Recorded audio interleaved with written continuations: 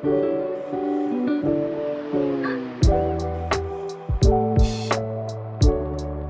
nga po sa inyo lahat. Ako si Andreas Harold Molina.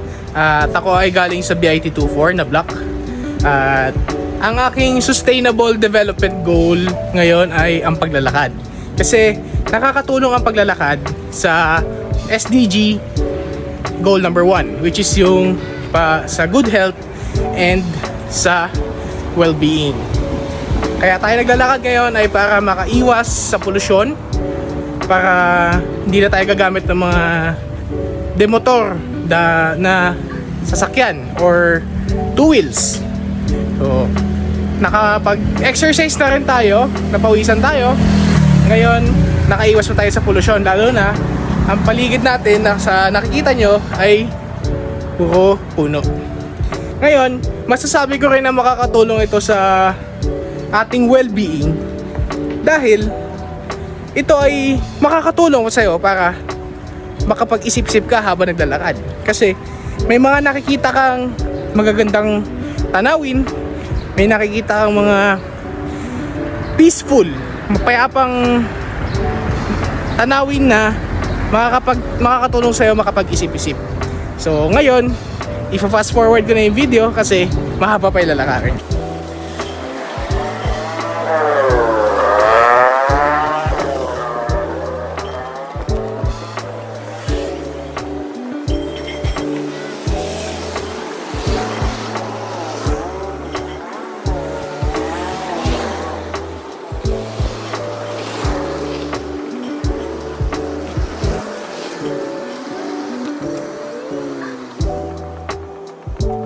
Ngayon ako ay nandito sa aming botanical garden na parte ng aming eskwelahan. At base sa makikita nyo sa aking paligid ay maraming halaman na nakatanim dito. Ito ay sa kadahilan ng makakatulong ito na mabawasan ng init na nararamdaman natin. At nakakatulong din ito na maging presko ang hangin na ating nalalanghap. Ngayon, ang mga tanging magagawa lang natin dito ay magtanim ng mga halaman o ng mga puno. Ngayon, kung tayo ay walang mga space, kung tayo ay walang mga paso sa ating mga tahanan, ay kailangan na lang natin tulungan diligan yung mga nakikita nating halaman, or wag na lang natin itong sirain o babuyin. Kasi hindi rin ito maganda at tayo din naman ang mapaparusahan kapag ginawa natin ito. Ngayon, ako ay naririto sa aming paliguan, sa aming building, at tayo ay napagod maglakad at pagtingin-tingin sa pagnilay-nilay at tumingin sa mga puno at mga halaman sa aming botanical garden. At pakiramdam ko ay dumumi na ang aking mga kamay. So, magugas tayo ng kamay, at ito rin ay nasa sustainable development goal natin, which is clean water and sanitation. So ngayon, magugas tayo ng kamay. At ugaliin natin na patayin ng gripo kung tayo ay hindi pa natin ito gagamitin.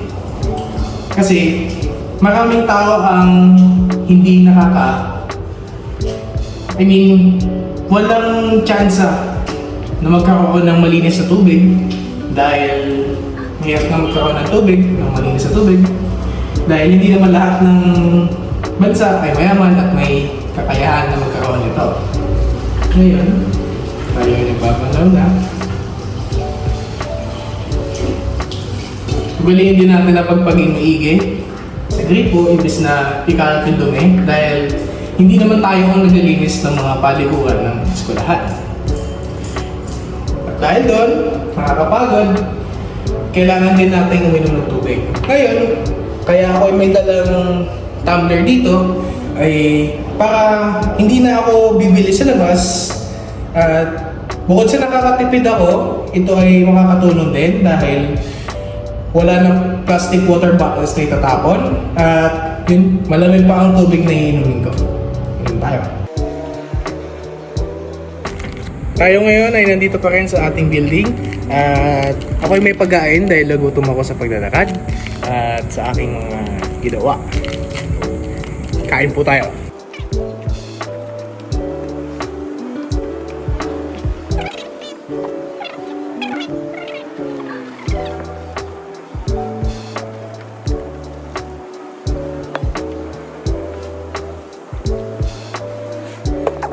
tayo ngayon ay tapos na kumain at nakakapat na nating panatilihing malinis ang ating ginamit na lugar. Ngayon, dahil ako ay kumain lamang ng biskwit, kailangan natin itong dalhin sa tamang basurahan. Ugaliin din nating sundin ang 3 R's or ang reduce, reuse, recycle. Dahil ito ay nakakapat lang para ang mga magagamit ay atin pang gagamitin at ang mga hindi na magagamit ay tuluyan ng itatapon. Ngayon, dahil ito ay plastic, ito ay mare-recycle, kailangan natin siya ilagay sa recyclable materials. Tapon na natin. At tapos na. Tayo ngayon ay maglalakad ulit dahil dumumi ang ating mga kamay.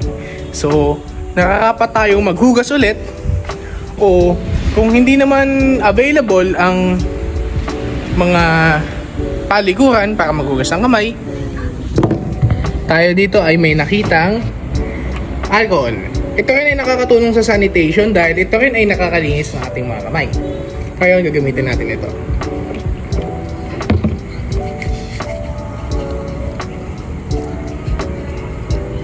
Yan, malinis ang ating kamay, mabango pa. At yun lamang, sana kayo ay nagsaya sa ating video at sana ay marami kayo natutuhan. Salamat!